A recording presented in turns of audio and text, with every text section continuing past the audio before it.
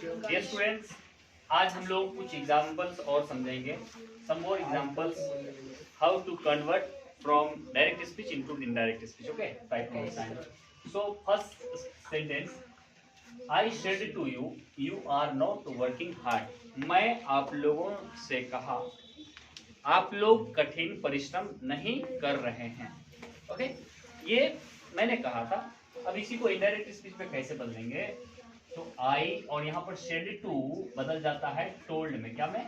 Told में. मैंने कल के क्लास में आपको बताया था, शेड टू बदलता है टोल्ड में, और यू का यू ही यहाँ पे हो जाएगा. फिर ओपोस्टो कोमा को हटा के, ये इन्वर्टेड कोमा को हटा के दैट लगाएंगे.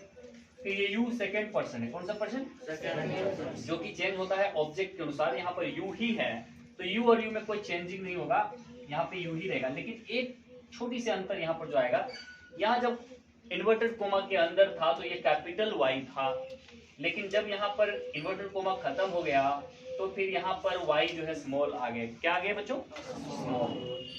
और फिर आर नॉट वर्किंग, ये प्रेजेंट कंटिन्यूस टेंस का वाक्य है. किस टेंस का? प्रेजेंट कंटिन्यूस टेंस का है. अगर यहाँ पर पास्ट टेंस में रिपोर्टिंग वर्ब रहे और इधर यूनिवर्सल ट्रूथ ना रहे तो यहाँ पर चेंज होगा, टेंस में चेंजिंग होगा, और वो चेंज के प्रेजेंट कंटिन्यूस टेंस बदल जाएगा पास्ट कंटिन्यूस. तो आर जो है वो यहाँ पर यू के साथ वेयर लग जाएगा. क्या लग जाएगा?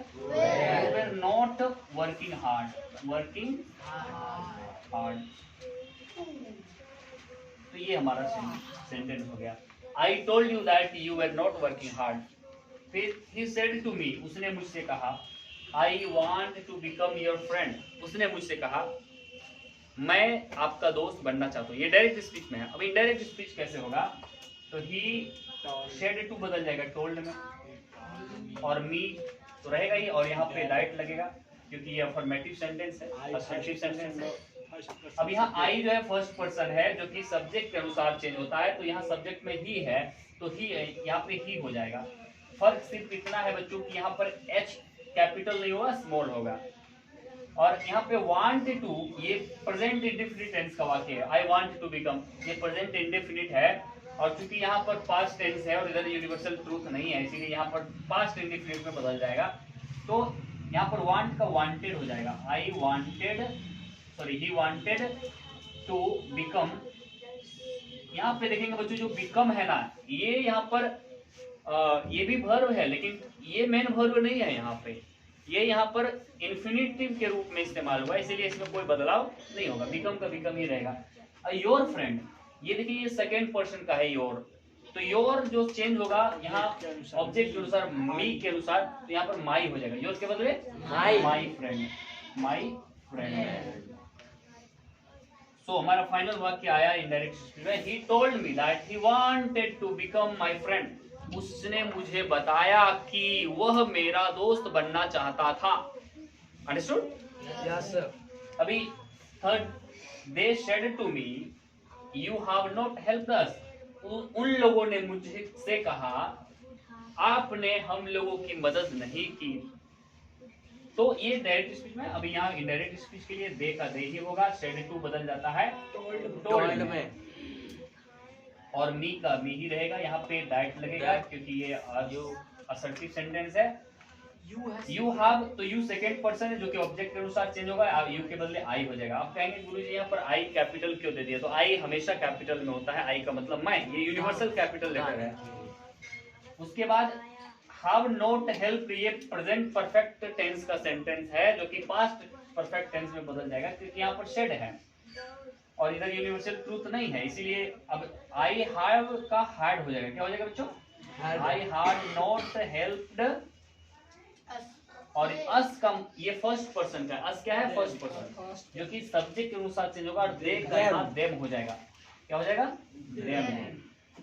तो फाइनल सेंटेंस है इनडायरेक्ट स्पीच में, दे टोल्ड मी दैट. यहाँ पे क्या होगा? That. They told me that I had not help them. उन लोगों ने मुझे बताया कि मैं उन लोगों की मदद नहीं किया था. ये हो गया हिंदी वाक्य. फिर आई say to you, I say to the students you can do this. तो आई से टू यहाँ पर टेल में बदल जाएगा बच्चों। ये प्रेजेंट टेंस है, से टू कौन सा टेंस में, ये रिपोर्टिंग वर्ब प्रेजेंट टेंस में, तो टेल में बदल जाएगा।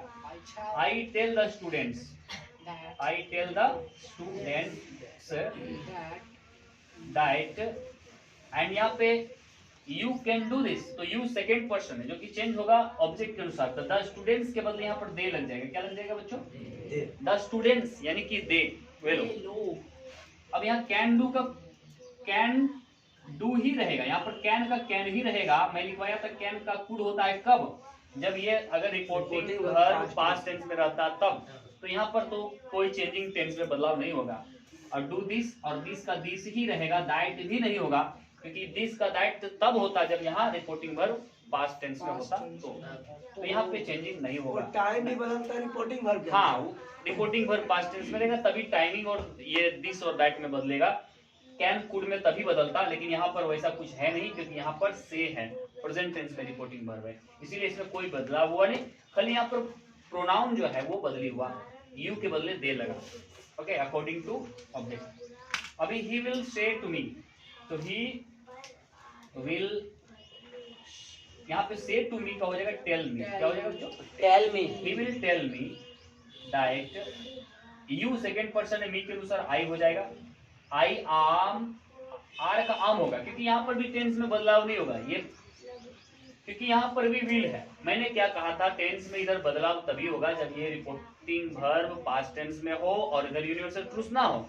तो ये तो प्रेजेंट टेंस में था, ये फ्यूचर टेंस में है, तो यहाँ पर बदलाव की कोई गुंजाइश नहीं है। तो आई आम और माई जो है ये फर्स्ट पर्सन है। माई क्या पर्सन, जो कि सब्जेक्ट के अनुसार चेंज होगा, यानी ही के अनुसार चेंज होगा। तो आई एम हिज, यहाँ माई के बदले हिज, और बेस्ट फ्रेंड का बेस्ट फ्रेंड ही रहेगा। तो ये हमारा फाइनल इनडायरेक्ट स्पीच आया। अभी इसका हिंदी क्या होगा, he will tell me that I am his best friend, वह मुझे बताएगा कि मैं उसका बेस्ट फ्रेंड हूं। ओके, लेकिन जब डायरेक्ट स्पीच में बोला था तो he will say to me you are my best friend, मतलब वह मुझसे कहेगा आप मेरे सबसे अच्छे दोस्त हो। यहाँ पर बदलाव होता है, लेकिन अर्थ वही रहता है, समझने का सेंस वही रहता है, खाली बोलने का तरीका डायरेक्ट और इनडायरेक्ट में बदली होता है। तो ये बच्चों मैंने 5 उदाहरण दिए, पांचों 5 तरह का उदाहरण था। यहाँ पर नेगेटिव सेंटेंस भी था, अफर्मेटिव सेंटेंस भी था, और मैंने आपको बताया नेगेटिव और अफर्मेटिव दोनों मिला के असर्टिव होता है, जिसमें कि हमको यही रूल फॉलो करना पड़ता है। अब इसको अगर आप कंप्लीटली समझ गए हैं तो मैं आगे बढ़ूंगा और इंटेरोगेटिव सेंटेंसेस के लिए क्या क्या रूल्स होंगे वो मैं आपको बताऊंगा। ठीक है, सो कॉपी दैट।